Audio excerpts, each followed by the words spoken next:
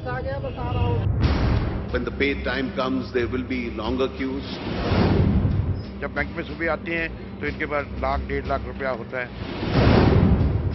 Otherwise, after the first 5-7 days, they started settling down. इनको check से पैसा आएगा, 2 बजे आता है, 3 बजे आता है, कब आता है, nobody knows.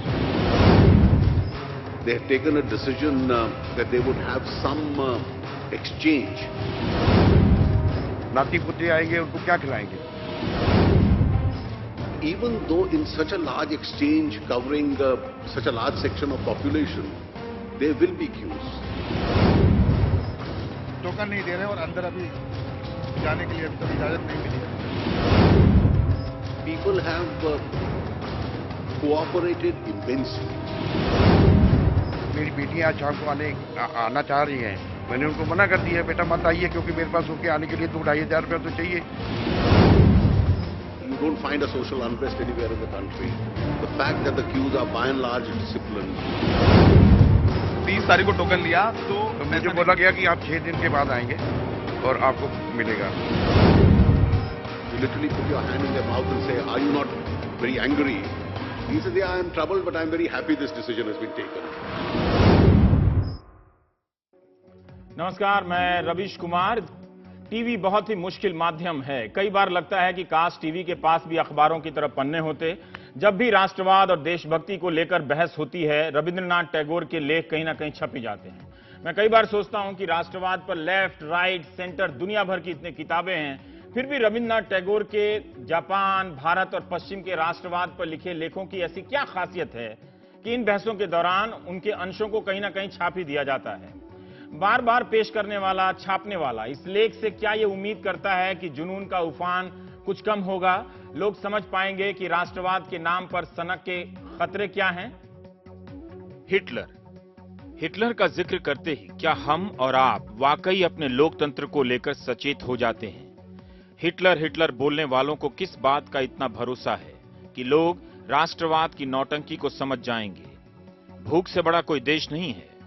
फिर किसी को क्यों इतना भरोसा है कि राष्ट्रवाद का इस्तेमाल अगर कोई नेता किसी के घाव पर नमक की तरह करेगा, तब भी जनता आह नहीं करेगी? हमें क्यों लगता है कि हिटलर का नाम लिए बगैर लोकतंत्र के खतरों के बारे में लोग अनजान रह जाएंगे? दुनिया में इसी जनता ने तमाम तानाशाहों की सरकारें पलट दी। क्या वे सभी हिटलर को जानते थे? लोकतंत्र के मूल्यों के मिट जाने का सबसे बड़ा प्रतीक हिटलर क्यों है? उसने जरूर झूठ का जाल फैलाया, लाखों लोगों को मार डाला, जिस राष्ट्र के लिए वो सब करना चाहता था। बाद में पता चला कि वो अपनी सनक के लिए कर रहा था। हिटलर का राष्ट्रवाद उसकी सनक का राष्ट्रवाद है, एक पागल और वहशी और प्रचार के भूखे का राष्ट्रवाद। नस्ल और इतिहास बदलने आया, खुद एक बदनाम नस्ल के रूप में याद किया जाने लगा। उसका इतिहास एक घिनौना इतिहास है, लेकिन हम उस इतिहास से कोई 100 साल दूर खड़े हैं। फिर भी लोकतंत्र के खतरे की आहट हिटलर की शक्ल में क्यों सुनाई देती है? शोले फिल्म का गब्बर सिंह हो गया है हिटलर। गब्बर को पता नहीं था कि जय और वीरू 2 ही घुड़सवार थे, उसके पूरे कुनबे को मिटा गए। गब्बर की दुर्गति शोले के हर दर्शक को याद है। याद रखिएगा, उदारवाद के चोले पहनकर भी बहुत से हिटलर आए हैं, लोकतंत्र का नाम लेकर भी बहुत से हिटलर आए हैं, आ चुके हैं, आते रहे हैं। हिसाब सबका होना चाहिए। राष्ट्रवाद का ज्ञानी से ज्ञानी प्रोफेसर और चिंतक इस बहस को दिशा नहीं दे पाता है, लेकिन दुनिया के हर हिस्से में एक नेता आता है और वो अपने समय को राष्ट्रवादी सांचे में ढालकर चला जाता है। क्यों जनता अपने नेता के अधकचरे राष्ट्रवाद को अपना लेती है और क्यों हम कहें कि उसका राष्ट्रवाद अधकचरा ही है? किताबी राष्ट्रवाद को छोड़ देती है जनता, क्यों? क्या इसलिए कि वो सिर्फ अनजान है? जनता वहीं खड़ी रह जाती है जहां वो राष्ट्रवादी राजनीति के आने से पहले भी खड़ी थी। जैसे पहले वाले खतरनाक नहीं रहे होंगे। बहरहाल, रविंद्रनाथ टैगोर के राष्ट्रवाद पर लिखे लेखों के हिस्से को टीवी पर पेश किया जा सकता है। हो सकता है बोरिंग हो, लेकिन जोखिम उठाना कभी बोरिंग काम नहीं होता। अगर आप इस लेख को पूरा पढ़ना चाहते हैं तो नेशनल बुक ट्रस्ट से खरीद सकते हैं। सौमित्र मोहन ने अनुवाद किया है और किताब सिर्फ 40 रुपए की है। नाम है राष्ट्रवाद, रविंद्रनाथ टैगोर। हिंदी, बांग्ला और अंग्रेजी में भी इंटरनेट पर मौजूद है उनकी तमाम सामग्री। टैगोरweb.in के हवाले से भी आप तमाम लेखों को पढ़ सकते हैं। 1908 में टैगोर ने कहा था कि देश प्रेम आध्यात्मिक सहारा नहीं बन सकता, मेरा आश्रय मानवता है। मैं हीरे के दाम में ग्लास नहीं खरीदूंगा और जब तक मैं जिंदा हूं मानवता के ऊपर देश प्रेम की जीत नहीं होने दूंगा। क्यों ग्लास जितनी सस्ती है जिसे वो मानवतावाद के बेशकीमती हीरे से नहीं खरीदना चाहते हैं। 1916 और 1917 के साल टैगोर जापान अमेरिका जाकर राष्ट्रवाद पर लेक्चर दे रहे थे। 55 साल की तब उम्र थी।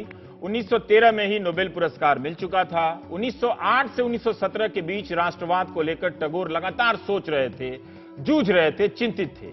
इसी बीच 1911 में वे जनगण मन की भी रचना करते हैं। उसके बाद भी राष्ट्रवाद को शक की निगाह से देखते रहते हैं। कहते हैं कि जब मुल्क से प्यार का मतलब भक्ति या पवित्र कार्य में बदल जाए तब विनाश निश्चित है। मैं देश को बचाने के लिए तैयार हूं, लेकिन मैं किसकी पूजा करूंगा ये मेरा अधिकार है जो देश से भी कहीं ज्यादा बड़ा है। ये टैगोर के ही शब्द हैं। आज तो मैं टैगोर के शब्दों का ही जिक्र कर रहा हूं, लेकिन आप राष्ट्रवाद पर टैगोर ही नहीं, गांधी, अंबेडकर, एंडरसन, सावरकर, गोलवलकर सबको पढ़िए। शुक्रवार के इंडियन एक्सप्रेस ने राष्ट्रवाद पर टैगोर का लेख छापा है और इकोनॉमिक टाइम्स में अभिक बर्मन का राष्ट्रवाद और टैगोर पर रोचक लेख भी है। इसलिए हमने सोचा कि हम भी टैगोर के लेख को टीवी पर पेश करते हैं, क्योंकि सुप्रीम कोर्ट का फैसला है कि सिनेमा घरों में फिल्म शुरू होने से पहले सबको आदर के साथ राष्ट्रवाद गाना होगा। इस फैसले की खूब समीक्षा हो रही है, तारीफ भी और आलोचना भी हो रही है कि सिनेमा हॉल के भीतर जाते ही क्या राष्ट्रवाद कम हो जाता है? हाथ में पॉपकॉर्न और तमाम तरह के शीतल पेय लेकर हम खड़े हैं और राष्ट्रवाद गा रहे हैं, वो नीचे कहां रखेंगे? इस तरह की बातें हो रही हैं कि राष्ट्रवाद क्या सिनेमा हॉल में कम हो जाता है, जिसके बढ़ाने के लिए राष्ट्रगान की जरूरत है। सारी उम्मीदें सिनेमा देखने जाने वालों से ही क्यों हो रही है? संसद से लेकर रेलवे स्टेशन पर क्यों ना राष्ट्रगान हो? कई लोग इस फैसले पर चुप हैं तो कईयों को इससे ऐतराज नहीं है। टैगोर तो उस वक्त भी राष्ट्रवाद की आलोचना कर रहे थे जब भारत राष्ट्र बनने के लिए ही आजादी की लड़ाई लड़ रहा था। अनिरुद्ध घोषाल ने लिखा है कि इंडियन एक्सप्रेस में कि टैगोर की रचना राष्ट्रवाद की सर्वोच्च प्रतीक है, लेकिन टैगोर खुद राष्ट्रवाद को मानवता के लिए खतरा मानते थे। सुप्रीम कोर्ट के फैसले के संदर्भ में इकोनॉमिक टाइम्स ने अभिक बर्मन ने लिखा है कि टैगोर के बारे में यह झूठ फैलाया जाता है कि उन्होंने जनगण मन ब्रिटिश सम्राट जॉर्ज पंचम की शान में लिखा। रविंद्रनाथ टैगोर ने एक पत्र में साफ लिखा है कि मैं कभी किसी जॉर्ज पंचम या षष्टम या जो भी षष्ठी 6, 7 किसी अन्य जॉर्ज के लिए गीत नहीं लिख सकता। टैगोर को लगता था कि राष्ट्रवाद के नाम पर आवाज दबाई जाएगी, रचनात्मकता पर पहरा लगेगा कि आप ये सीन नहीं दिखा सकते, ये कविता नहीं लिख सकते। ये उनकी बातों का आशय है। इंसान जिस तरह की मुश्किलों से जूझता है, लड़ता है, उसका इतिहास भी उसी के हिसाब से बनता है। ये टैगोर की लाइन है। उनका मानना था कि इंसान को हर हाल में यह कोशिश करनी चाहिए कि वो इंसान बना रहे। वो इसे भुलाकर कामयाबी तो पा लेगा, मगर वो कामयाबी ज्यादा दिनों तक नहीं टिकेगी। टैगोर लिखते हैं कि एशिया के शुरुआती इतिहास में सीथियन लोगों को संसाधनों की घोर कमी हुई, तो उन्होंने एक तरीका यह निकाला कि आदमी औरत सबको एकजुट कर लिया जाए और लुटेरों के दल में उन्हें बदल दिया जाए। जो लोग मुख्य रूप से सामाजिक और रचनात्मक कार्यों में लगे हुए थे, उनके लिए वे सबसे बड़ी अड़चन साबित होने लगे। इसलिए मेरी गुजारिश है कि आप में आस्था की ताकत और विचारों की स्पष्टता होनी चाहिए, ताकि आप साफ साफ देख सकें कि तरक्की का यह भद्दा ढांचा, जो कुशलता और महत्वाकांक्षाओं के नटबोल्ट और चक्कों पर दौड़ता रहता है, ज्यादा दिनों तक टिक नहीं पाएगा। इसने एक ना एक दिन तो टकराना ही है, क्योंकि इसे बिछी बिछाई पटरियों पर ही चलना होता है। एक दिन यह सब तबाह हो जाएगा। क्या हमें आज इसके संकेत नहीं दिख रहे हैं? क्या हमें युद्ध के शोर, नफरत की चीखों, निराशा भरे रुदन, सदियों के मंथन से, राष्ट्रवाद की तलहटी में जमी कीचड़ से आती वो आवाज सुनाई दे रही है? एक ऐसी आवाज जो हमारी आत्मा को झकझोर रही है और कह रही है कि राष्ट्रीय स्वार्थ की मीनार जो देशभक्ति के नाम पर बनाई गई है, जिसने स्वर्ग के खिलाफ अपना झंडा लहराया है, उसे अब अपने ही भार से ढह जाना चाहिए। अब टैगोर ने राष्ट्र और युद्ध को इस तरह से क्यों समझा? अक्सर राष्ट्रवाद की राह में लेखक, कवि, रचनाकार बाधा के रूप में पेश किए जाते हैं, बन जाते हैं, क्योंकि वो आलोचना करते हैं। 1916 और 17 का साल क्या 2016 और 17 के साल से कुछ अलग है या वैसा ही है? बीच में व्हाट्सएप राष्ट्रवाद को छोड़ दें तो क्या बदला है? टैगोर की रचना को पेश तो कर रहा हूं, लेकिन जरूरी नहीं कि जो टैगोर कह रहे हैं वही अंतिम बात होगी। जरूरी है कि आप लोकतंत्र और राष्ट्रवाद को लेकर नए सिरे से समझें, सोचें, भारतीय रूप में भी समझें और पश्चिमी रूप को भी देखें। टैगोर ने लिखा है कि उनका मानना है, उनका मत है कि पश्चिमी सभ्यता के से मुकाबला करने में, होड़ करने में भारत का कभी फायदा नहीं है। ढेरों अपमान के बाद भी यदि हम अपनी नियति के अनुसार चलें, अपने हिसाब से चलें, तो नुकसान से कहीं ज्यादा हमारा लाभ ही होगा।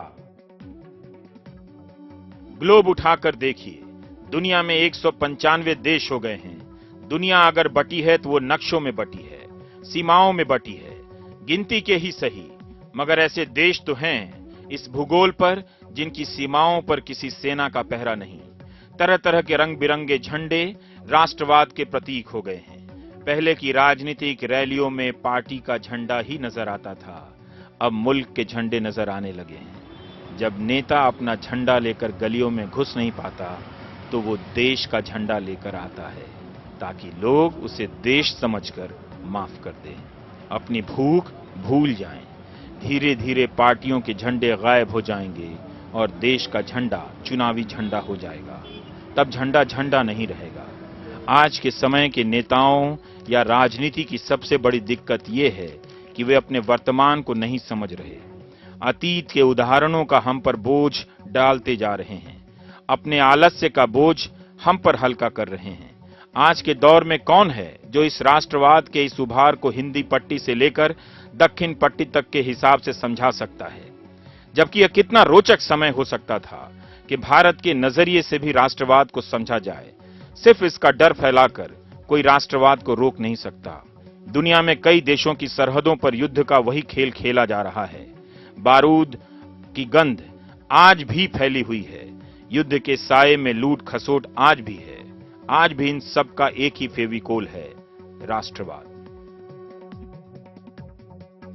टैगोर ने लिखा है कि मैं किसी एक राष्ट्र के खिलाफ नहीं हूं, सभी राष्ट्रों के एक सामान्य विचार के खिलाफ हूं। आखिर यह राष्ट्र क्या है, वो ये सवाल करते हैं। और टैगोर राष्ट्र को समझते ही हम सबके इंसान होने के उद्देश्य से नहीं भटकते हैं। उनके सेंटर में यह बात है कि हर हाल में इंसान बने रहना है, मानवता से बड़ा कुछ भी नहीं है।